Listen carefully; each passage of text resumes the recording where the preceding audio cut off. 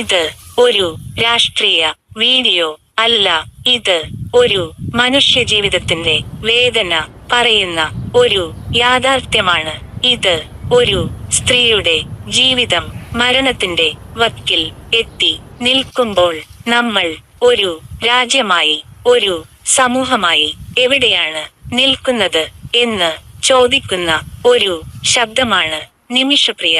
കേരളത്തിൽ ജനിച്ച ഒരു സാധാരണ നഴ്സ്, നല്ല ഒരു ജീവിതം സ്വപ്നം കണ്ട ഒരു പെൺകുട്ടി, ജോലി ചെയ്ത് കുടുംബത്തെ നോക്കണം എന്ന ഒരു സാധാരണ ആഗ്രഹം മാത്രം ഉണ്ടായിരുന്ന ഒരു സ്ത്രീ. ആ സ്ത്രീ ഇന്ന് യമനിലെ ഒരു ജയിൽ മുറിക്കുള്ളിൽ ജീവനും മരണവും തമ്മിലുള്ള ഒരു നിശ്ചലാവസ്ഥയിൽ നിൽക്കുകയാണ്. ഇത് ഒരു ദിവസം പെട്ടെന്ന് സംഭവിച്ച ഒരു കഥ അല്ല.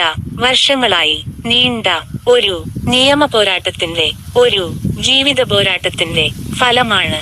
കൊലപാതക കേസിൽ ശിക്ഷിക്കപ്പെട്ട ഒരു ഇന്ത്യൻ സ്ത്രീ, ശരിയ നിയമം നിലനിൽക്കുന്ന ഒരു രാജ്യത്ത് വധശിക്ഷ വിധിക്കപ്പെട്ട ഒരു ജീവിതം. ഈ വധശിക്ഷ ഇന്ന് താൽക്കാലികമായി നിർത്തിവച്ചിരിക്കുന്നു. അതെ, നിർത്തിവച്ചിരിക്കുന്നു. പക്ഷേ മോചനം കിട്ടിയിട്ടില്ല, സ്വാതന്ത്ര്യം കിട്ടിയിട്ടില്ല, ഇന്ത്യയിലേക്ക് തിരിച്ചു വരാൻ പറ്റിയിട്ടില്ല. ഇതെല്ലാം കേൾക്കുമ്പോൾ ഒരു ചോദ്യം ഉണ്ടാകുന്നു. ഇന്ത്യൻ സർക്കാർ എവിടെയാണ്? അവർ എന്ത് ചെയ്യുന്നു? സർക്കാർ പറയുന്നു, നമ്മൾ ശ്രമിച്ചു, നമ്മൾ നയതന്ത്ര ഇടപെടൽ നടത്തി, നമ്മൾ സാധ്യമായ എല്ലാം ചെയ്തു. പക്ഷേ യമൻ എന്ന രാജ്യം, അവിടെ നിലനിൽക്കുന്ന നിയമവ്യവസ്ഥ, അവിടെ നിലനിൽക്കുന്ന രാഷ്ട്രീയ അസ്ഥിര, ഇതെല്ലാം നമ്മുടെ കൈകൾ ബന്ധിക്കുന്നു എന്ന്. ഇത് സത്യമായിരിക്കാം. പക്ഷേ ഒരു ചോദ്യം ബാക്കി നിൽക്കുന്നു. ഒരു ഇന്ത്യൻ പൗരന്റെ ജീവിതം ഇത്ര വലിയ നിശ്ചലതയിൽ നിൽക്കുമ്പോൾ നമ്മൾ ഒരു രാജ്യമായി ഇത്ര നിസ്സഹായരാകണോ? ഇവിടെയാണ് കാന്തപുരം എന്ന പേര് കടന്നുവരുന്നത്. ഒരു മതനേതാവ്, ഒരു സമൂഹ നേതാവ്, ഒരു മധ്യസ്ഥൻ, രക്തപണം എന്ന സാധ്യത, മരണത്തിൽ നിന്ന് ഒരു ജീവനെ പിറകോട്ടു വലിക്കാനുള്ള ഒരു അവസരം. കാന്തപുരം ഇടപെട്ടു, സംവാദം നടത്തി, മനുഷ്യത്വം പറഞ്ഞു, ഇസ്ലാമിക നിയമത്തിന്റെ പരിധിക്കുള്ളിൽ നിന്ന് ഒരു വഴി കണ്ടെത്താൻ ശ്രമിച്ചു. ഇവിടെ പലരും പറയുന്നു കാന്തപുരം രക്ഷിച്ചു എന്ന്, പലരും പറയുന്നു ഇനിയും രക്ഷിച്ചിട്ടില്ല എന്ന്. സത്യം എവിടെയാണ്? സത്യം ഇതാണ്. നിമിഷപ്രിയ ഇന്ന് ജീവിച്ചിരിക്കുന്നു.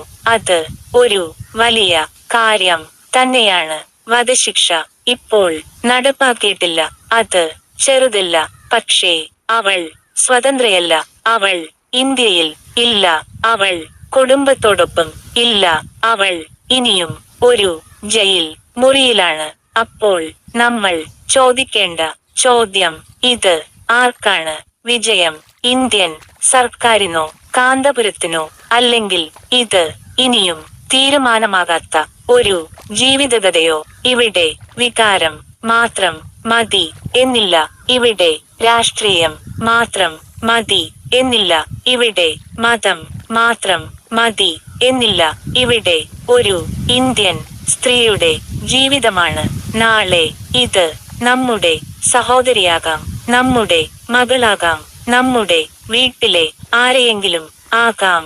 അതിനാലാണ് ഈ വിഷയം നിശബ്ദമായി കടന്നുപോകാൻ പാടില്ല എന്ന് ഇന്ത്യൻ സർക്കാർ കൂടുതൽ ശക്തമായി ഇടപെടണം. അന്താരാഷ്ട്ര മധ്യസ്ഥ കണ്ടെത്തണം. രാഷ്ട്രീയ പരിധികൾ മറികടന്ന് മനുഷ്യജീവിതം മുന്നിൽ വെക്കണം.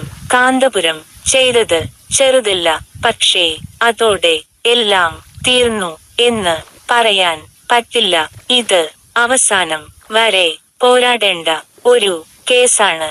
ഒരു ജീവിതം രക്ഷിക്കാൻ ഒരു രാജ്യം എത്ര ദൂരം പോകും എന്ന് തെളിയിക്കാൻ ഇതാണ് നിമിഷപ്രിയയുടെ കഥ. ഇത് ഒരു സ്ത്രീയുടെ കഥ മാത്രമല്ല, ഇത് ഇന്ത്യയുടെ മനുഷ്യത്വത്തിന്റെ പരീക്ഷയാണ്. അല്ല കാരുണ്യ, ഫിനാൻസ്, മീഡിയ. ഇത് രാഷ്ട്രീയം അല്ല, ഇത് വേദനയാണ്. ഇത് ചോദ്യം ആണ്. ഇത് ഇനിയും തുടരും. തുടർന്നുള്ള വീഡിയോകൾ കാണാൻ ചാനൽ സബ്സ്ക്രൈബ് ചെയ്യുക. നിമിഷപ്രിയയുടെ ജീവിതം ഒരു വാർത്തയായി മാത്രം മാറരുത്. അത് ഒരു മനുഷ്യജീവിതമായി നമ്മുടെ മനസ്സിൽ തുടരണം.